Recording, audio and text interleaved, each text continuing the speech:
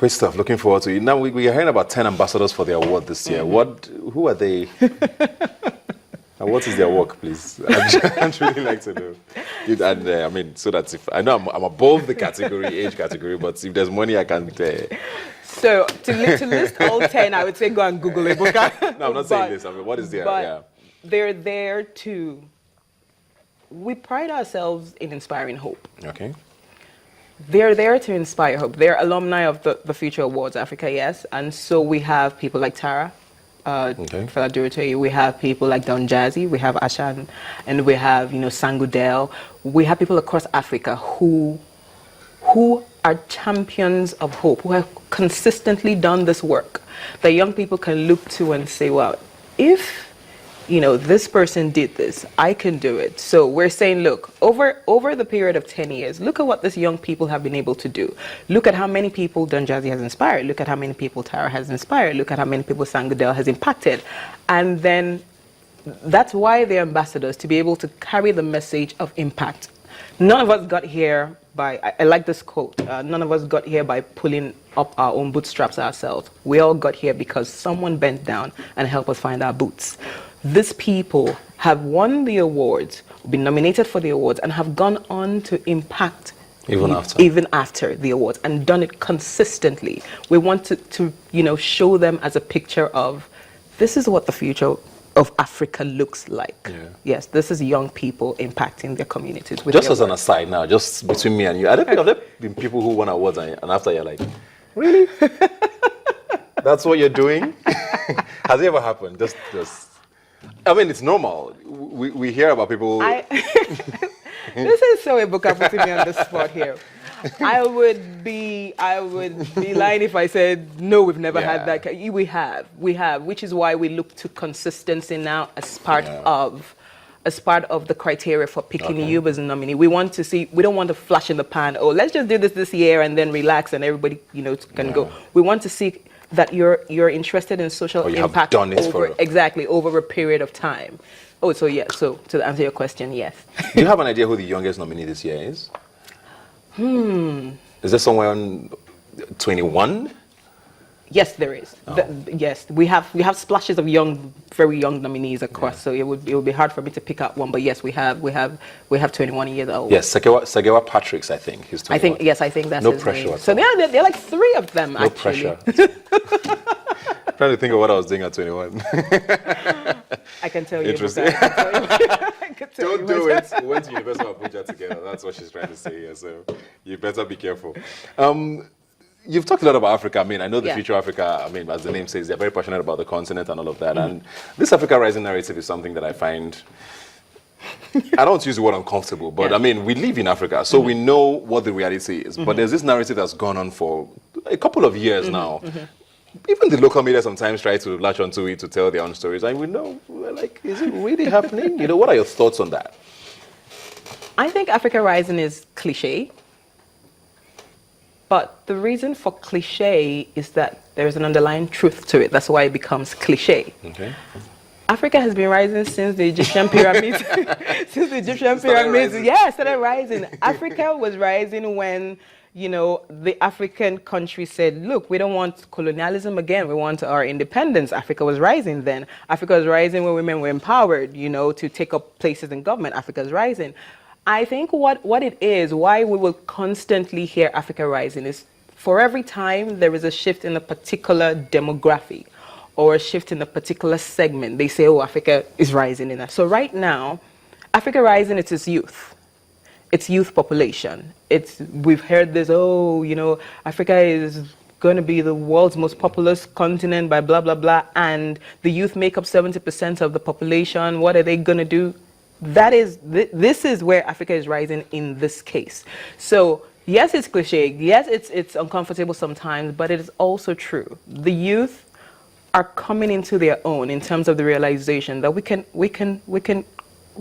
grow critical mass and we can move the needle in terms of development and impact and change.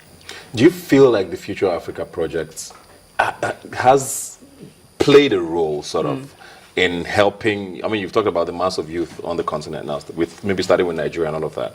Do you think the Future Africa has being a part of this story, and what are the plans, because I mean, unemployment is rife, there's a lot of disillusionment across the continent. Most of the people who get lured into terrorism are young people, what are the plans going forward? I mean, you can't save the world, but I mean... I would move from feeling. I know that we have been part of changing the narrative that is young Africa, because at the time when we started 10 years ago, and it's so phenomenal that we're 10. Oh, when we started 10 years ago, it was to counter the narrative that young Africans are of a negative species and they're just involved in, crime and all the negative drama. It was like, look, they're young Africans who are doing fantastic work in the communities to impact the communities, but their stories are not being told. So the stories in the media is that of negativity, and that is what sells as Africa. So there was we did a campaign to say, we had this is what Africa looks like kind of campaign. Yeah. So yes, we have shaped the narrative, as it were, of young Africa, but we know that there's so much more to do. So every time we do the work, we're like, we have just moved the needle just a bit. There's so much more to do. So this year, we're doing a 100-city tour around Africa. Okay. And this is I think Trude was, you mentioned that. Yeah. Yes, and this is to also set up hubs around this parts of Africa.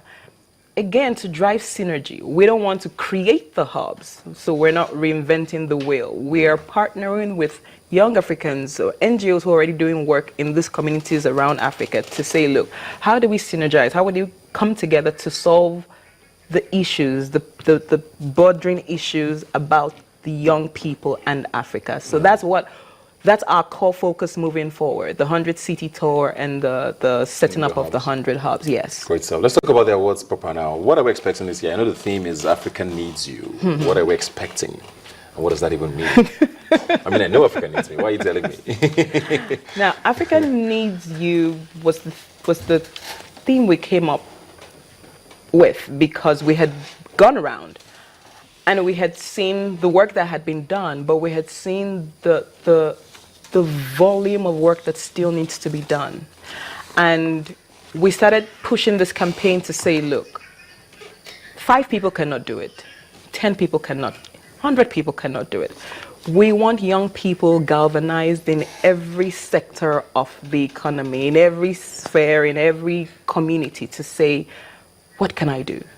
Africa needs you functioning. Africa needs you driving social change. Africa needs you impacting someone else, even if it's just one person. Africa needs you changing the narrative that is Africa. Africa needs you.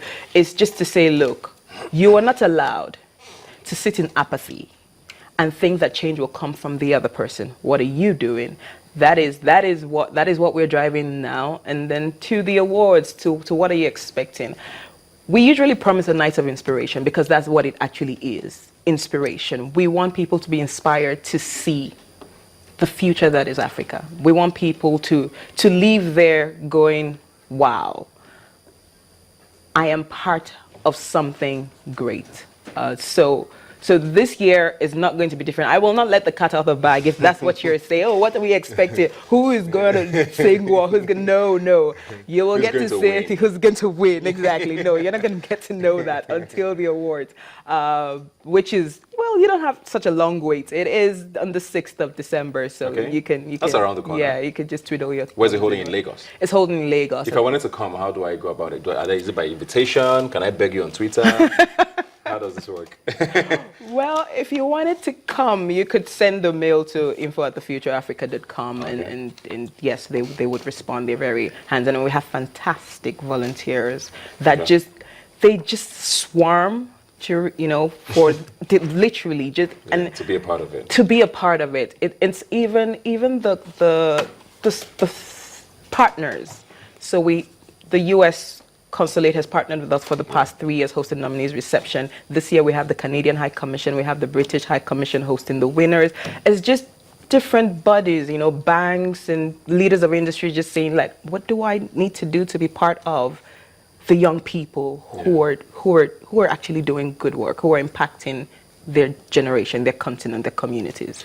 Thank you very much, Umfon. 6th of December, we're looking forward to that, and thank you for all of the talk about the future of Africa. You're welcome. Good luck to all of the nominees.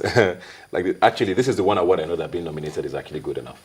Trust me. So congratulations on being nominated. Thanks for being here today. Thank you. Thank you. Like I always say, you can follow the conversation on Twitter at YNigerTV is the handle. The hashtag to follow is Robin Minds. You can also visit the website, yniger.com. Remember, you've never seen young people talk like this before. I'll see you next week. We represent. What else? What else? Come on, come on, come on. See.